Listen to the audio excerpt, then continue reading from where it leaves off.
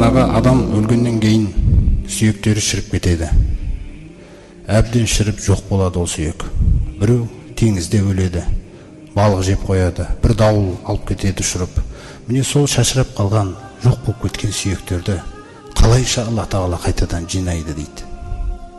Қалайша Алла Тағала оны қайтадан жинауы мүмкін деген жаңағы теріс пікірлерін әдейіге айтады. Сол теріс пікірлер арқылы күдіктеніп жүргендердің күдігін арттырады. Көрдіңіздер ме? Міне Аллах Тағала келесі аятында былай деп айтады: Аузу биллахи минаш шайтанир раджим. Аяхсабул инсану аллан наджмага ғизама. Сонда сол адам есептей ме дейді, қараңыздар. Солай ойлай ма ол, біз оның сүйектерін жинап бере алмаймыз ба деп ешқашан. Міне Алла Тағаланың наразылық хабары. Сонда мен де күдіктеніп тұрма дейді ол.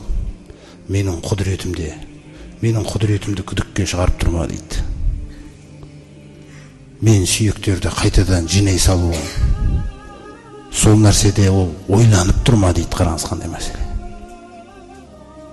Адам ойлай ма, біз оның сүйектерін толық жинастырып беруге құдіретіміз жетпей ма деп. Бәлә дейді. Қараңыздар, Алла Тағала келесі аятында керісінше болады дейді. Сен ойлағаннан. Адам үлкен сүйектерді айтып отыр ғой, мына сүйектерді. Алла Тағаланың қараңыз қандай жауабы, қандай әдемі. Керісінше қодирина. Қараңыздар, біз толық құдіреттіміз дейді. Біз толық құдіреттіміз. Қандай нәрсеге Раббымыз? Ала ан нусауия банана. Мына адамның денесіндегі сүйектердің ішіндегі ең ұсақ сүйектер саусақ сүйектер екен, аяқ пен қолдағы. Мына саусақ сүйектеріне дейін түгендеп береміз дейді. Саусақ сүйектеріне дейін түгендеп беруге құдіретіміз жетеді дейді біздің. Мына саусақ сүйектері деген сөз, мынау тағы да бір тереңірек, жақынырақ түсіндірілетін үшін ювелирный жұмыс деген болады. Түсіндіңіздер ме? Өте нәзік істелетін нәрсе. Мына сағатты шұқылап отыратындар болады ғой. Өте ұсақ нәрселерді ретке келтіретін. Мына саусақ сүйектеріне дейін түгендеп беруге құдіретіміз жетеді дейді. Сондай-ақ саусақ сүйектері деген мұндағы банана деген сөз тек қана саусақтың бүгілетін жерлерін әрқайсысын банан деп атайды. Түсіндіңіздер ме? Ұсақ сүйектер. Сосын мына саусақтың басындағы терілер бар ғой. Әрбір терідегі із бар. Терідегі ізді сіздер білесіздер, ана отпечаток пальцев деген нәрсе алады. Неге? Өйткені ешбір адамдікі ешкімге ұқсамайды ешқашан. Анау Адам алейхиссаламнан бастап қияметке дейін жаралатын ең соңғы адам ешқайсының саусағында ұқсастығы жоқ екен ізде. Міне құдіреті қандай. Осы ізімен қоса жинап берем деп жатыр Алла Тағала. Мен құдіретім жетеді дейді бұған. Сөйтіп бұл аятпен Алла Тағала мына қияметке деген иманнан адамды бөгелейтін өзі екі нәрсе бар екен. Имам Фахруддин Ар-Рази өзінің тәпсірінде соны баяндаған. Біреуі шубха дейді. Шубха деген біздегі шүбә деген сөз бар ғой. Күмән. Осы аяттағы жауабымен Алла Тағала күдікті не істеді? Күдікті жойды. Бүкіл нәрсе бұл жерде қайта тірілту менің құдіретіме ғана тіреліп тұрған нәрсе дейді. Қараңыздар. Жаңағы иннама қаулуна ли шейин әдем айтады Құранда. Иннама қаулуна ли шейин иза араднаху ан нақула лаху кун фаякун. Қараңыздар. Егер де бір нәрсені біз қаласақ, біз тек сол нәрсеге бол дейміз дейді. Ол бола қалады дейді. Міне құдіреті қандай да. Бізді қазір осы дүниеде жаратқанда біз өткенде айттық қой, 9 ай бойы жаралдық біз. Қиямет әп сәтте тұра қалады екенбіз қабірден. Әп сәтте.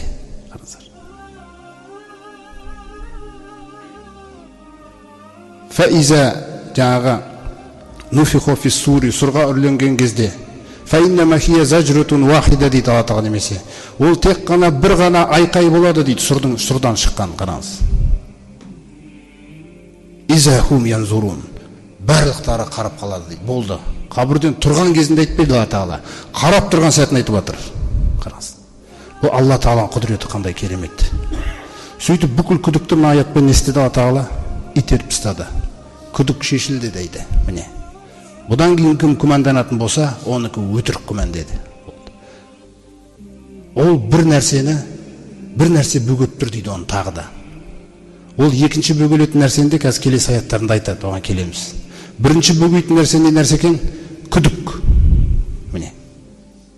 Көрдіңіз ғой қандай мәселе. Соны Аллах тағала жоққа шығарды. Адам баласы есептей ме, ойлай ма? Біз оның сүйектерін ешқашан жинап бере алмаймыз деп. Бәлә, керісінше. Біз әсте құдіреттіміз дейді. Біз толық құдіреттіміз. Тіпті оның саусақтарынан бастарын, терідегі іздерін, саусақ сүйектерін де түгендеп беруге құдіретіміз жетеді дейді. Міне. Оның бәрін жаратады Алла тағала. Оп-оңай Алла тағала бұл. Бір ғана айқай болады, түгелі тұра қалады, бітті. Бүкіл нәрсе орнында жаралған.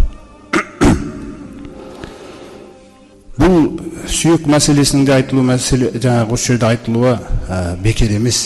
Неге сүйектердің айтылуы? Алла тағаланың жаңағы Құранына, пайғамбарымызға салыстырам, қиямет күніне иман келтірмеген жаңағындай Абу Жахил сияқты, Ади ибн Аби Рабиға сияқты, Әл-Уалид ибн Ал-Муғира сияқты тұлғалар, олар сұрақты кеп осындай күмәнді түрде, қарсыласу түрінде қойса, мұсылмандар тарапынан да сондай бір қойылған сұрақтар болған. Бірақ ол сұрақ күмәнмен байланысты сұрақ емес, ол көз жетсе екен деген бір нәрсе. Көз жетсе екен деген мәселе. Содан Алла тағала Бақара сүресінде бір екі оқиғаны келтіреді. Біріншісі оқиғасы тәпсір кітаптарында Узайр деген пайғамбар дейді. Узайр Исраил ұрпақтарының буынында болған Узайр деген пайғамбар дейді. Тағы бір риуаятында оны Хисқил деген пайғамбар дейді. Бұлардың қайсысы болса да жаңағы пайғамбар болған анық, сосын жаңағы Исраил ұрпақтарынан болған анық. Міне солардың біреуін ата мысалға келтіріп жатыр.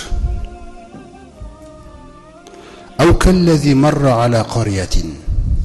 Немесе мына мысалды айтайын дейді, мен ата оқиғаны айтайын дейді. Ол кісі дейді, жаңа кісіні айтып жатыр. Бір ауылдың қасынан өтіп бара жатқан еді. Ала қариятин.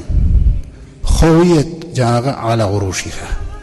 Шаңырақтары жерге түскен, құлаған, құртылған, еш нәрсе қалмаған ғой ауылдан. Түк қалмаған, қираған. Бұт-жыт болып жатқан ауыл.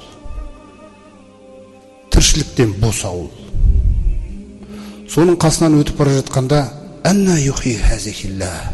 Алла осыны қалай жаратады екен деген. О жақта күмән нәрсе емес. Көзбен көру. Түсіндіңіз бе? Көзбен көргендей болмайды ғой. Сол нәрсені жаңағы осындай сұрақты қойып қалған бетте фааматахуллаху миата амин, қараңыздар. Аллах тағала оны сол жерде өлтірді дейді. 100 жылға. Сумма бағаса. 100 жылдан кейін қайтадан тірілтті. Тәпсір кітаптарында айтады. Алдымен көзін тірілтті дейді. Қараңыз. Жанды қосқан кезде көз жұмыс істей береді екен, болды. Көзбен көрсін де өзінің қалай құралып жатқанын. Сүйектері құралып, өзіңіз ойлаңыз, көз көріп тұр түгел нәрсені. Ет қапталған. Сол нәрсені айтып жатыр да. Сумма бағаса. Қала кәм ләбиста. Тірілткеннен кейін ата сұрайды екен. Қанша кідірдің ұйқыда деп. Көрдіңіз ме? Қала ләбисту яуман ау бағда яум. Жаңағы Алла тағала оны өлтірген кезде күндіздің басы болған екен. Қайта тірілткен кезінде кешке жақын тірілткен екен Алла тағала. 100 жылдан кейін. Сонда ол таңертең мен кешті ғана еске алады да, бір күн сияқты, не бір күннің кейбір бір бөлігі ғана сияқты дейді. Бәлләбисті миата амин. Сен 100 жыл кідірдің дейді. Қараңыздар. Фанзур иля туамика. Менің бір құдіретімді қара дейді. Қара, сол 100 жылдан бұрынғы тамағыңа қара. Вашаробика. Тамағы мен сусына қасына қойып, сөйтіп отырған кезде жаңағы сұрақты айтқан кезде Алла тағала өлтірген ғой. 100 жылдан кейін тамағы мен сусына ләм ятасанна дейді. Алла тағала құдіретін қарас, мүлде бұзылмаған дейді. Өзгермеген де. Еш өзгермеген. Тамағын сол бетінде қалдырған екен сусынымен. Тек өзімен есегін өлтірген екен. Сосын айтады, унзур иля химарика. Қара ана есегіңе енді. Біз сені адамдарға бір белгі қыламыз. Осы құдіретті таныстыратын дейді. Унзур илер айзоми дейді. Көз алдында есектің сүйектері құрала бастайды. Қараңыз. Көз алдында есектің жаңағы қара сүйектерді қалай тұрғызып жатырмыз дейді. Сүйектер құралып жатыр. Бүкіл сүйек орнына келген кезде сосын етті қаптайтынымызды қара қалай дейді. Ет қанға келе жатыр дейді ана жерде. Қан, ет түгел нәрсе көз алдында. Сөйтіп есек тірі, жанын салды, есек те білмейді қанша кідіргенін. Осылайша көзі айқын жеткен кезде қала айтты дейді ол кісі. Мен білемін. Мен әуелгісімен осындай нәрсені көргендердің дейді, өз заманды қараңыз. Мен білемін Аллах Тағаланың бүкіл нәрсеге құдіретті екендігін деген. Міне, көз алдында қалай тірілткен. Сол секілді, Ибрахим де айтқан еді дейді. Робби, арини кайфа тухил маута. Раббым көрсетші көзіме өлілерді қалай тірілтесің деп. Қала уәлам туъмин, сен иман келтірмегенсің бе? Бәлә, жоқ Раббым, керісінше имандамын. Вәләкин лиятмаинна қолби, тек мына жүрегім көзбен көргендей болса деген нәрсемен ғана сұраған едім. Қара. Олай болса еңбек етесің дейді қазір көргің келсе. Фахуз арбағата минат тойри, 4 түрлі құсты жинап әкел. 4-еуі әр түрлі. Жаңа тауыс деген құс бар, мысалы павлин дейді ғой. Мысалы түйе құс бар, жаңағыдай қаз деген құс бар. Міне осындай жаңа 4 түрлі құсты алып кел дейді. Фахуз арбағата минат тойри фасурхунна. Әрқайсысын бауызда, сосын түгел жаңағы нелерін жұлып таста, жүндерін. Сосын бөлшектеп таста, сосын араластыр. Сосын 4 бөлікке бөл. 4 бөлікке бөлді. Фажал жаңағы аля жабалин. Әрбір бөлікті бір таудың үстіне апарып таста дейді. Жаңа бөлігімен барады. Еңбек. Ана таудың үстіне біреуін қой кетеді. Келеді да екінші бөлігін алады, ана таудың үстіне қояды. Үшінші бөлігін алады, үшінші таудың үстіне қояды, төртінші бөлігін алады, төртінші таудың үстіне қояды. Сүммәдәухунна. Енді шақыр дейді жаңа 4 құсты. Яатина касағая. Құстар келіңдер деген кезде ауада қанға, тамырға, сүйекке, жүн жаңа қыл бүкіл 4-еу қасына келе қалады ғой. Ваалам, біл, ей Ибрахим. Міне, біл. Анналлах азизун хаким. Сенің Раббыңның күші мықты. Бүкіл нәрсе оның алдында бола қалады. Және ол сондай дана. Міне, мұъмин, бізге сол кісілердің осы көргені, осы Құранда соның баяндалғаны былай жеткілікті. Көзбен көру иман үшін шарт емес ол. Бұл ғайыптардың бәрін көрсетеді Алла Тағала. Өлім сәтінен бастап ғайыптың перделері ашыла бастайды.